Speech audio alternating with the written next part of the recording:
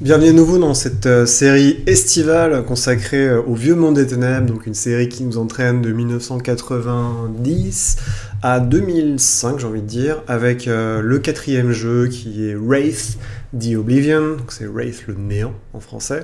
En français c'est un peu bizarre parce que c'était pas édité par Hexagonal mais par Ludis je crois, et ils ont fait qu'une seule édition.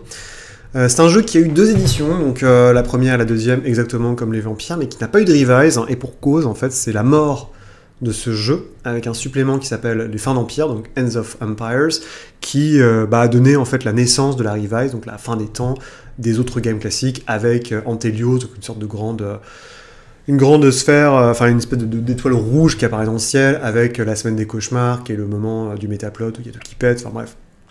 C'est comme d'hab avec White Wolf, on se retrouve toujours avec un jeu, avec un métaplot qui gonfle, et qui va exploser, nous emmenant un peu dans toutes les gammes et ayant des répercussions partout. Donc Wraith the Oblivion, de quoi ça parle? C'est le quatrième jeu, on a revu le vampire, le mythe du loup-garou, le mythe du mage, et maintenant on a le mythe du fantôme. Le fantôme, tel que White Wolf le fait, est assez intéressant, il n'y a pas de changement mythologique, à savoir que c'est toujours des gens morts, qui sont souvent morts, un peu comme dans Ghost, en ayant tellement d'attaques, en ayant laissé quelque chose derrière eux. Donc dans Monkey Island, c'est le gaz qui est laissé par un cuisinier. Mais en fait, ils ont quelque chose ils ont du unfinished business, il y a quelque chose qui n'a pas été terminé, et ils ont besoin, pour transcender, donc pour passer vraiment de l'autre côté de la mort et de plus être là, en fait, ils ont besoin de terminer quelque chose.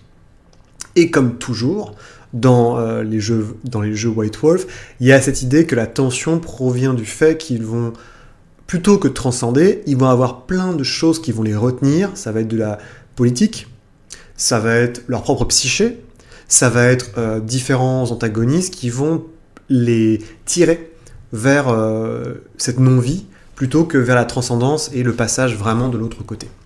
Donc la grande différence, en fait, Wraith, c'est un jeu qui est très bizarre, parce qu'encore une fois, c'est beaucoup de concepts qui sont mélangés ensemble, et le gros problème du jeu, à mon avis, c'est que c'est 3 jeux en un. Je m'explique.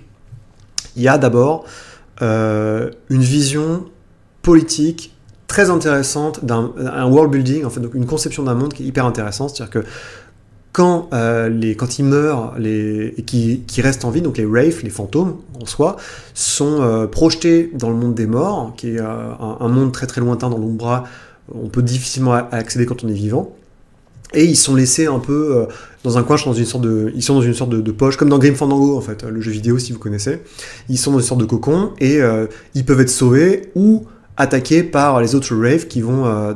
les Wraiths peuvent techniquement asservir et détruire ou transformer les fantômes qu'ils trouvent. C'est-à-dire qu'en gros, chacun des fantômes est composé de gauze, donc qui est que de l'ectoplasme, et cet ectoplasme dans le monde des morts sert à tout. Il sert à faire des outils, il sert à faire des objets, il sert à faire des bâtiments. Donc forcément, si vous réduisez quelqu'un en esclavage, si vous l'écrabouillez, vous pouvez le transformer en pièces, vous pouvez le transformer en armes, etc. Donc ça crée une sorte de marchandisation des fantômes les moins puissants. Généralement, les drones, donc les fantômes qui n'ont pas de conscience d'eux-mêmes, peuvent être transformés en objets, donc ça crée déjà un truc hyper, une sorte d'ingénierie sociale extrêmement violente, enfin un darwinisme social extrêmement violent, qui ferait un peu pâlir les pires de ces missets. Et généralement, ce qui se passe, c'est qu'il y a d'autres Wraiths qui vont être plutôt pas du bon côté de la force, mais qui vont essayer à chaque fois qu'ils trouvent un nouveau fantôme, de le sortir de son cocon et de lui apprendre les bases, comme dans Vampire, de cité vampirique. Notamment, il y en a certains qui s'appellent qui sont les passeurs, en fait, donc comme Charon dans la mythologie grecque, qui eux, en fait, ont une capacité spéciale et dont le job est vraiment d'aider les gens à naviguer, donc parce qu'il y a une mer, en fait, c'est le monde, en fait, le monde des morts, c'est une espèce d'immense mer, qui est la mer des ombres, si je dis pas de bêtises, avec des rives. Sur chaque rive, il y a un accès vers différents royaumes des morts. Donc il y a le royaume de Jade pour les Asiatiques, il va y avoir le royaume d'Ébène, je crois, pour l'Afrique, et nous, en fait, on est dans le royaume de Fer. Donc, dans le royaume de Fer, il y a une île au milieu de la mer des ombres qui s'appelle Stygie, où il y a une cité, une grande cité, la capitale, en fait, d'un empire.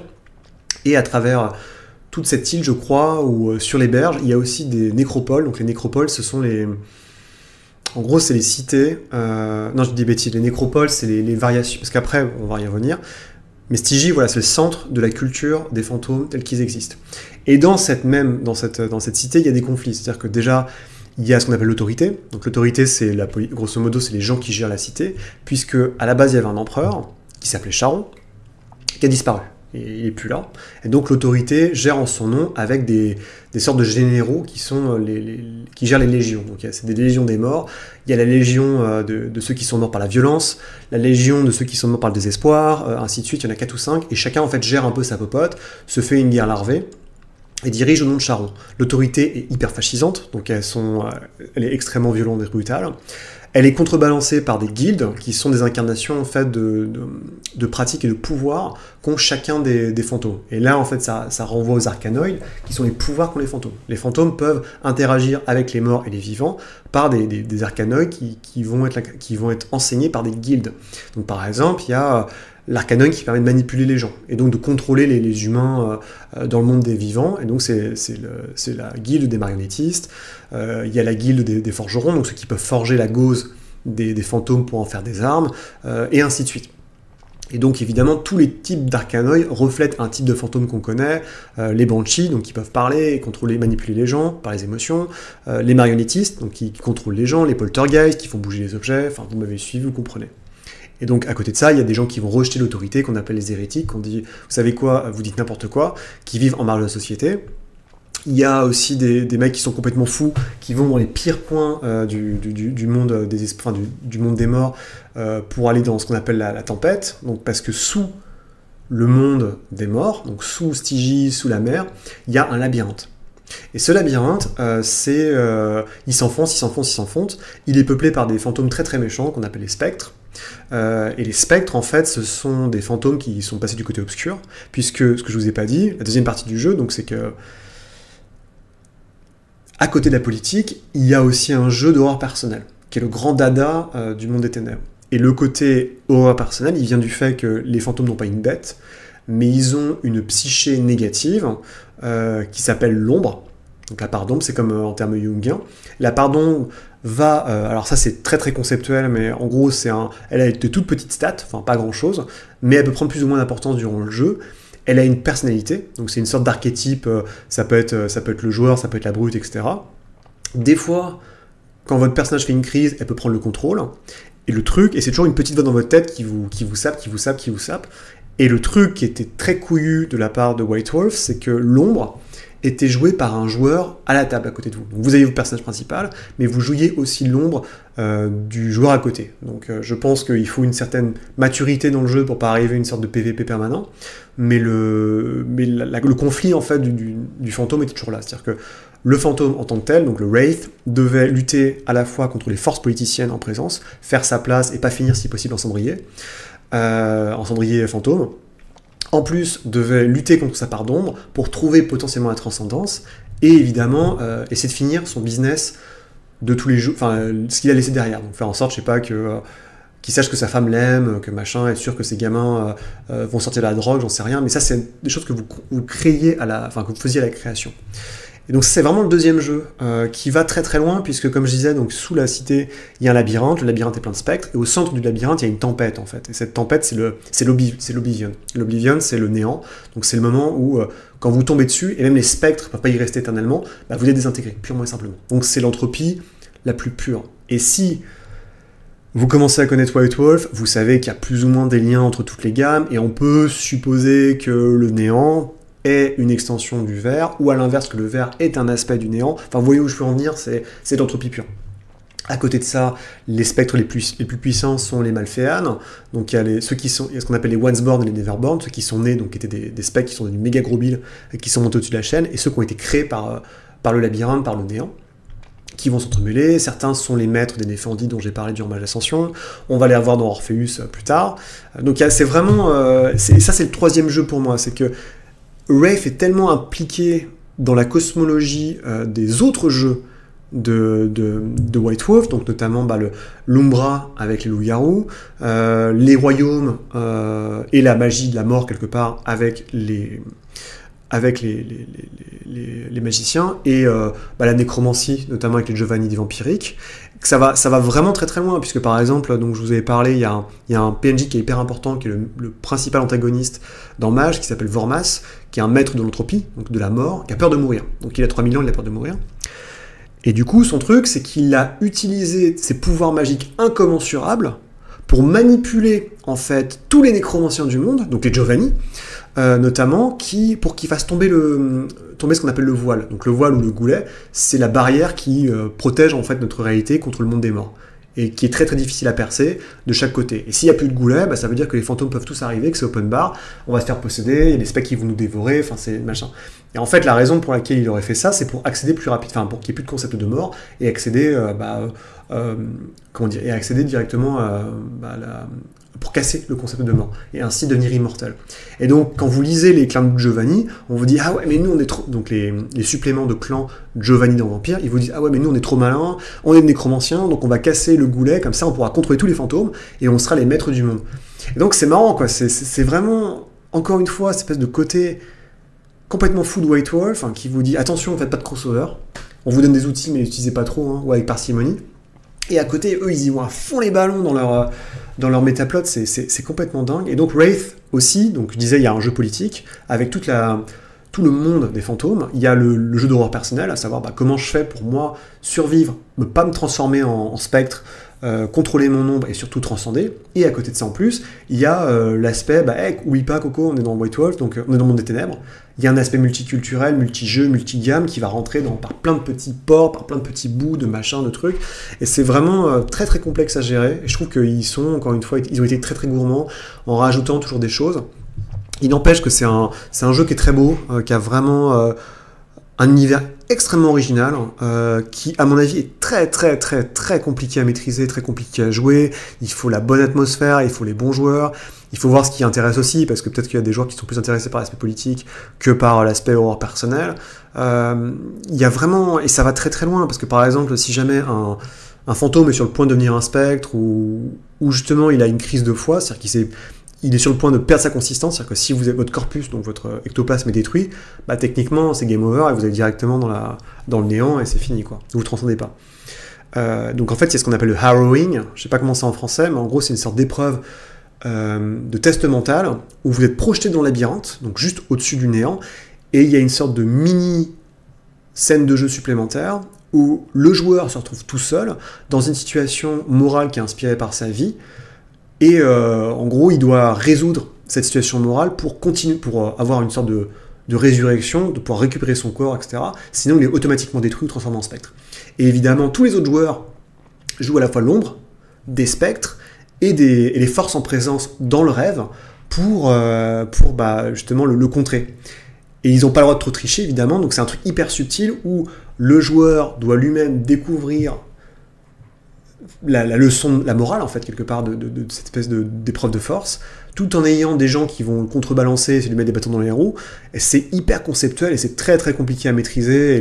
Il donne quelques exemples dans le jeu, mais faut s'accrocher, quoi. C'est ultra concept et on est prêt. Maintenant, on est quasiment on est dans un jeu de rôle, mais qui pousse vraiment à bout tous les... Je pense que le Wraith, c'est vraiment le jeu de la gamme des mondes de ténèbres qui pousse le plus à bout, vraiment le concept de jeu de rôle, l'espèce de d'art du conteur, donc le côté très narration, maîtrisé, jeu, j'entends dans le terme de jeu d'acteur, et de concept pour le maître du jeu, plutôt que les autres jeux qui, eux, sont assez balisés, soit par leur concept, ou Mage, Mage ça reste assez safe en fait par pas mal d'aspects, et là c'est vraiment, ils y vont à fond les ballons, donc c'est un jeu qui est hyper compliqué à mon avis à maîtriser, mais c'est vraiment un bonheur de voir tout ce qu'ils ont fait, l'intelligence de cette gamme. C'est une gamme en plus qui est desservie par qui est servie par une direction graphique qui est absolument géniale, avec ils ont récupéré des illustrateurs comme George Pratt, qui est un très très bon aquarelliste, qui fait les couvertures, il y a Guy Davis qui fait énormément d'illustrations, et Dieu sait que lui sait faire des mecs complètement décharnés. C'est une très belle gamme, c'est une gamme qui à mon avis est hyper compliquée à vendre. D'ailleurs, je crois qu'en français, la V20 devait arriver chez Leto, donc les éditions du Troisième Œil, mais c'est quasiment, c'est un projet, c'est un pet project, c'est un projet personnel du créateur de la maison d'édition, parce que je vois pas, il n'y a pas beaucoup de gens qui peuvent être intéressés par Wraith. Déjà que le monde des ténèbres est devenu maintenant assez... comment dire, il a toujours un peu une aura, mais c'est quand même, par rapport à Donjon, par rapport à beaucoup de jeux qui existent, Warhammer, c'est quelque chose, c'est un monde, c'est une gamme qui a vécu les années 90 et 2000, mais qui maintenant n'a quasiment plus aucune renommée, je veux dire, même pour les... Enfin, je vais pas dire les jeunes rôlistes, mais en gros, vous allez avoir... je démarre le jeu de rôle, je peux jouer à Donjon, je vais sûrement jouer à Donjon. Bon, Warhammer éventuellement si j'aime la figurine, qui a toujours un aspect multimédia très important. Je vais découvrir d'autres choses, par exemple, ça peut être Donjons et Chatons, des trucs un peu plus soft, des jeux simples, l'appel de Toulouse qui est toujours là, ou alors des licences un peu cinématiques, Walking Dead, les jeux Free Liga qui offrent justement... qui ont la force d'offrir des bonnes initiations avec des licences très très fortes, avec du Alien, tout le monde connaît Alien, tout le monde comprend le principe du jeu. Mais alors, le monde des ténèbres, déjà, je trouve que, à part... un peu la sous-culture, dark fantasy, enfin, cette sous-culture horreur urbaine, comme Vampire, où ça se vend très très bien, Wraith, c'est hyper compliqué. Et je trouve que c'est un peu dommage qu'il y a des belles idées, et je pense que des idées qui ressortent dans des jeux plus modernes, alors j'ai pas d'idées là qui me viennent tout de suite, mais je pense que les concepts qui ont été faits par Wraith ont inspiré pas mal de jeux de rôle qui sont ressortis ensuite. Et ça reste c'est un très très bel univers que je ne peux que vous conseiller, qui n'a pas eu la persistance que j'aurais aimé. Et en gros, les fantômes, généralement, c'était juste des trucs qu'on pouvait invoquer dans les autres gammes pour servir. Au Chute Giovanni, j'ai inventé qu'un fantôme. Mais c'était un jeu qui était très en avance sur son temps par pas mal d'aspects. Je pense qu'il aurait eu beaucoup de... S'il avait été sous Fate, par exemple, utiliser Fate pour jouer à Raid the Oblivion aurait été une bien meilleure idée parce que ça aurait allégé tout le côté règles. Il y aurait eu juste quasiment le côté Power by the Apocalypse pour gérer l'ombre, le Wraith, etc. Je pense que ça aurait beaucoup aidé la gamme. En attendant, la fin de Wraith a justement amorcé la fin du Monde des Ténèbres. C'est-à-dire que, comme je disais, il y a un supplément qui s'appelle End of Empire qui va sortir à la fin de la V2, qui... en gros, annonce le 6e Maelstrom. Donc les Maelstrom, c'est une espèce de méga tempête qui sortent du néant, avec des spectres, et ils vont tout casser. Il y en a eu 5 en fait avant. Et là, c'est le 6e, donc c'est le dernier. Il est déclenché à la fois il est déclenché par des humains, par plein de trucs en même temps. Comme je disais, il y a des bombes atomiques qui sont sorties, qui sont pétées dans le monde des fantômes pour détruire une cité qui est possédée par des vampires. Il faut s'accrocher, hein, je vous avais dit, c'est vraiment n'importe quoi. Qui appartient à la Main Noire, donc qui était la secte secrète. Pendant ce temps-là, il y a un antédiluvien qui se réveille, Ravnos, dans le monde physique. Enfin, c'est n'importe quoi. Et ce qui se passe pour les fantômes, c'est qu'en fait, Stygie se fait détruire. Et il faut retrouver Charon. Donc Charon s'est réincarné. Il y a un autre fantôme, Charon s'est réincarné sous la forme d'un autre fantôme. Et on s'aperçoit en fait que il y a une sorte de monstre à la Godzilla qui est en fait l'ombre de...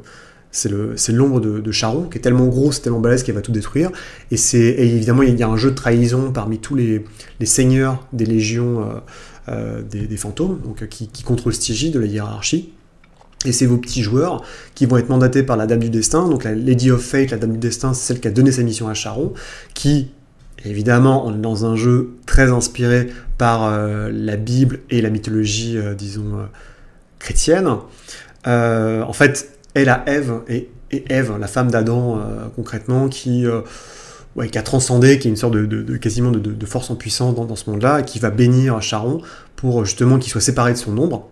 Et son ombre va prendre une forme physique, une espèce de monstre à la Godzilla à la con, qui va tout détruire. Et donc c'est à vous d'aller trouver Charon pour faire transcender Charon, et en faisant transcender Charon, vous mettez un terme au Maelstrom et l'espèce d'apocalypse qui se porte.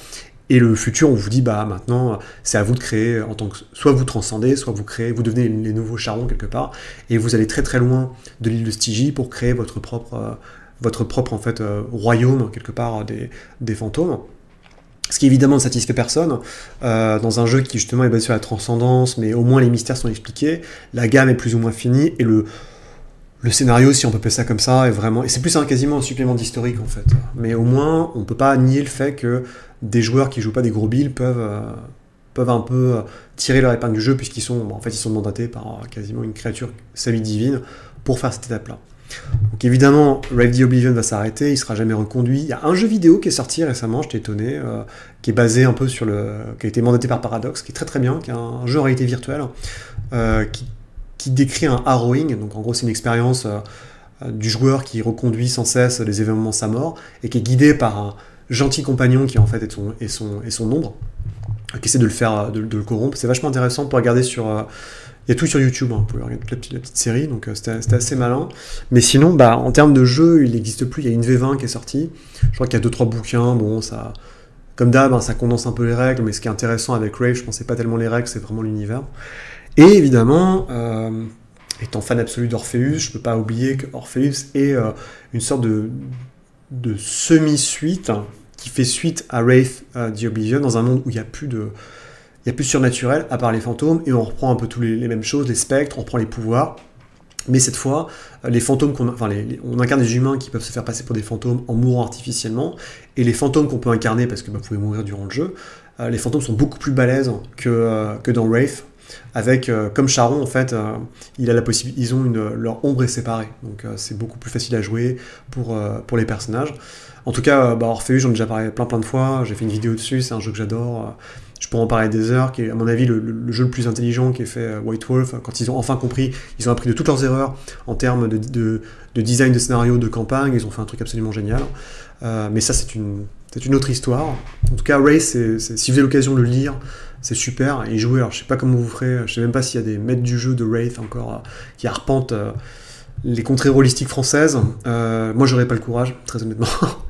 Autant vampire, loup-garou, mage, bon ça peut se faire, mais Wraith c'est vraiment hyper concept. Mais c'est un très beau jeu, et je ne peux que vous encourager.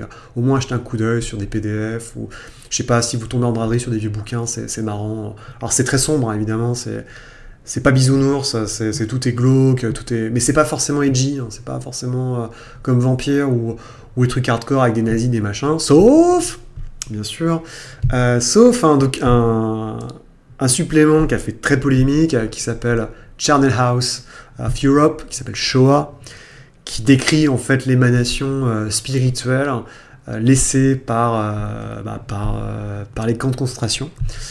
Donc c'est très très chaud. Alors c'est vraiment super bizarre comme... encore une fois, c'est un peu tout l'ironie de White Wolf, c'est qu'ils ont voulu faire un bouquin qui était pas edgy, ils ont voulu faire un bouquin qui était hyper documenté. Et là, je veux dire, autant d'habitude, ils allaient sur Internet, c'est la bibliothèque, et ils faisaient des trucs un peu des pour à loup.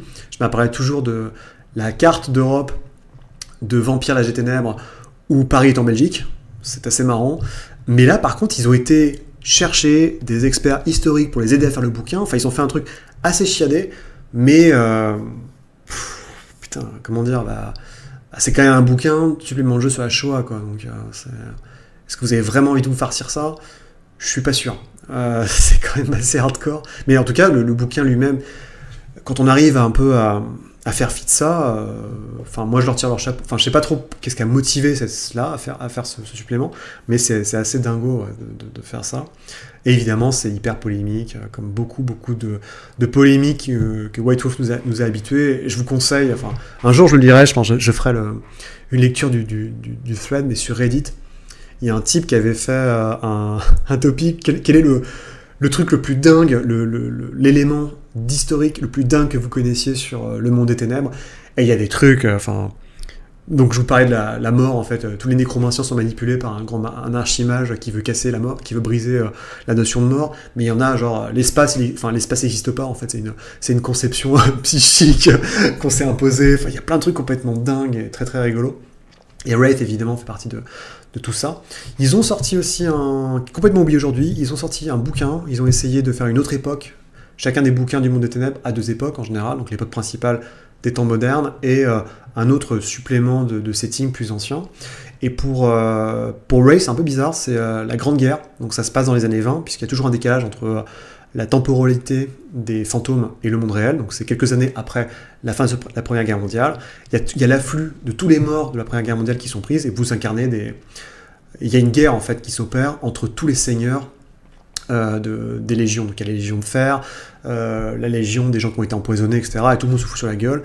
Et donc c'est comment à la fois concilier l'historique de la Première Guerre mondiale avec ce qui s'est passé et le gros conflit politique guerrier qui existe au sein de la Stygie et du monde des morts. Donc c'est pas un super bouquin, mais il est très très beau parce que c'est Guy Davis qui fait toutes les illustrations, qui est un illustrateur que j'aime beaucoup, qui a notamment bossé sur BRPD, qui a fait tous les concepts, qui est un concept artiste sur tous les films de Guillermo del Toro, que j'aime beaucoup.